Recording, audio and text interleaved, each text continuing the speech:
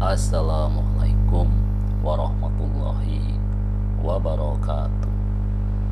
Innal hamdalillah nahmaduhu wa nasta'inuhu wa nastaghfiruh wa na'udzu billahi min shururi anfusina wa min sayyiati a'malina may yahdihillahu fala mudilla lahu wa may yudlilhu fala hadiyalah.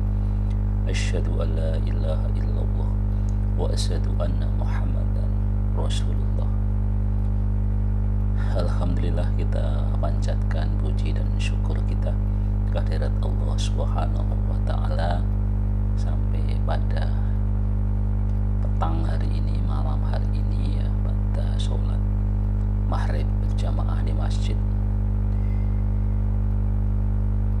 masih bisa bertemu kembali ya di podcast Luqman Effendi. Pada podcast sebelumnya kita sudah sampaikan salah satu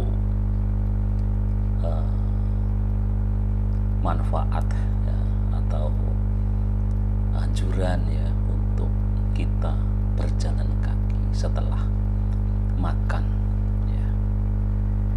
Dan kemudian sambil mencari-cari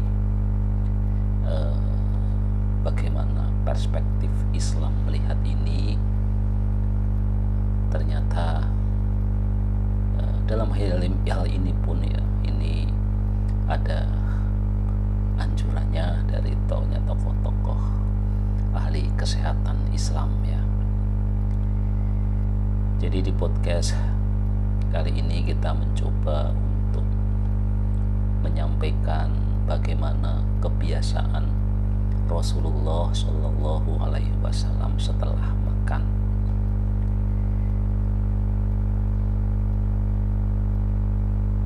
Hal yang pertama yang tentu menjadi sunnah Rasulullah setelah makan selalu mengamalkan salah satu doa yang sebagaimana terdapat di dalam riwayat hadis Abu Sa'id Al-Khudri, disebutkan bahwasanya Rasulullah Shallallahu Alaihi Wasallam apabila selesai makan mengucapkan Alhamdulillahilladzi at'amana wa saqona wa ja'alana minal muslimin,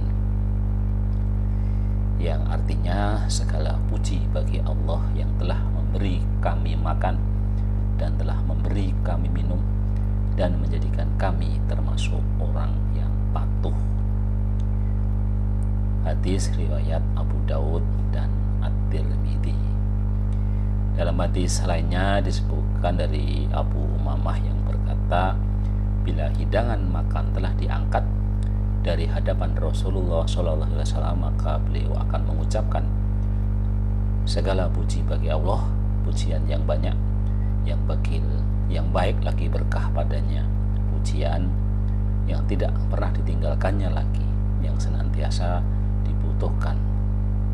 Wahai Tuhan kami, doa sesudah makan yang tadi kita bacakan ya, Alhamdulillahilladzi at'amana wasaqona wa ja'alana minal muslimin. Jadi itu sunnah yang pertama atau kebiasaan Rasulullah SAW setelah makan adalah berdoa, yang doanya Alhamdulillahilladzi at'amana wa syaqona wa ja'alana minal muslimin. Kemudian adab Rasulullah SAW dalam kaitannya dengan makan adalah Rasulullah SAW selalu menyudahi ya makan sebelum kenyang ya. Dilansir dari Imam Al-Ghazali dalam Ihya Ulumuddin, Rasulullah SAW juga diketahui menyudahi makan sebelum merasa kenyang dan menjelati jari-jari yang dipakai makan hingga membasuh dengan air setelahnya ya. Dengan kata lain, Rasulullah SAW juga sudah mengajarkan mencuci tangan setelah makan ya. sebagaimana yang dianjurkan di dalam salah satu ya perilaku hidup bersih dan sehat ya, yang hari ini dikenalnya dengan cuci tangan pakai sabun CPTS ya. Kemudian tidak hanya sekedar cuci tangan ya, bahkan di dalam hadis yang lain itu diriwayatkan bahwa Rasulullah SAW itu juga melakukan wudu ya.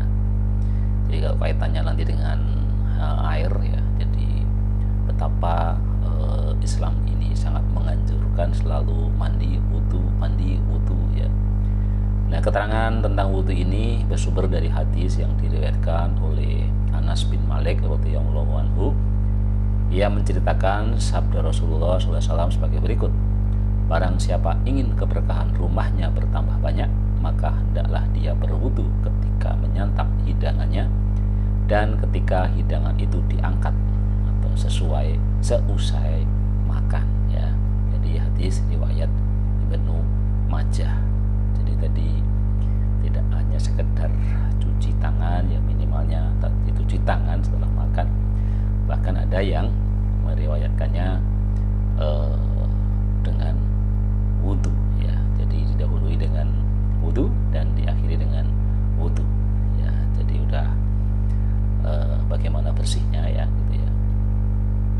Kemudian yang keempat adalah kebiasaan Rasulullah SAW adalah tidak pernah menyisakan makanan ya. Selain itu Rasulullah SAW menganjurkan muslim untuk membersihkan makanan yang tercecer seusai makan ya, hingga benar-benar bersih tanpa sisa. Beliau bersabda, siapa saja yang memakan apa yang tercecer pada kain alas makan, maka hidup yang dijalaninya akan lapang dan anaknya akan dihindarkan dari penyakit ya. Jadi kalau salah satu sunnah Rasul untuk makan kita itu selalu sampai bersih, itu adalah dalam menjalankan sunnah Rasul ya. Jadi bukan apa-apa, dan konon di situ dijelaskan maka hidupnya akan lapang dan terhindar dari penyakit ya. Kemudian yang terakhir ya, nah ini yang kaitannya dengan topik yang sudah kita sampaikan tentang manfaat jalan kaki setelah makan ya. Jadi di sisi lain Rasulullah juga pernah melarang umatnya untuk berbaring setelah makan. Sebaiknya Rasulullah SAW menganjurkan agar muslim melakukan aktivitas berupa berjalan 40 langkah setelah makan ya. 40 langkah saya kira sangat singkat sebenarnya ya.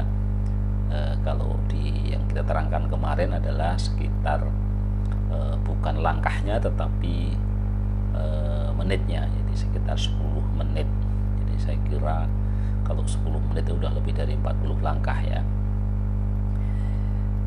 Rasulullah SAW juga bersabda, cairkan makanan kalian dengan berzikir kepada Allah dan sholat, serta janganlah kalian langsung tidur setelah makan, karena dapat membuat hati kalian menjadi keras ya. Jadi larangan untuk berbaring, larangan untuk tidur ya. Jadi setidak-tidaknya memang setelah makan itu akan lebih baik kalau kita ini berdiri ya, dan kemudian ya jalan-jalan kecil gitu ya, sebentar saja, tidak perlu lama-lama ya. Dianjurkan itu kan 10 menit ya. Kalau tadi Rasulullah mencontohkan adalah 40 langkah katanya gitu ya. Nah, Dr. Haji Ridwan Abdullah Sani MSI dalam bukunya Al-Quran dan Sains menyatakan bahwa anjuran Rasulullah SAW itu didukung oleh penelitian ilmiah pada zaman modern saat ini ya, sebagaimana kita sampaikan di podcast sebelumnya ya, Nah, penelitian tersebut menyebutkan bahwa berjalan kaki sekitar 15 menit setelah makan ternyata dapat menurunkan kadar gula darah sekitar 12 hingga 22% ya. Demikian juga dokter muslim lainnya dalam Zadul Ma'ad oleh Ibnu Qayyim al-Jauziyah menyebutkan ada baiknya bila setelah makan dilanjutkan dengan sholat setelahnya. Hal ini dapat membantu makanan menetap di dalam lambung hingga membuatnya lebih mudah dicerna ya. Jadi yang jelas anjurannya adalah atau larangannya adalah jangan kita rebahan apalagi tidur setelah makan ya.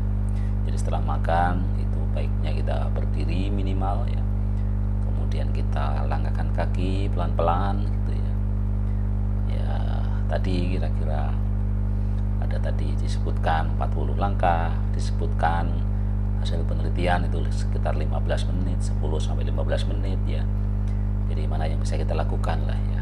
Jadi kalau belum bisa melakukan yang terbaik, lakukan yang minimal gitu ya. Dan yang dilarang jangan dilakukan, yaitu setelah makan itu berbaring atau tidur ya.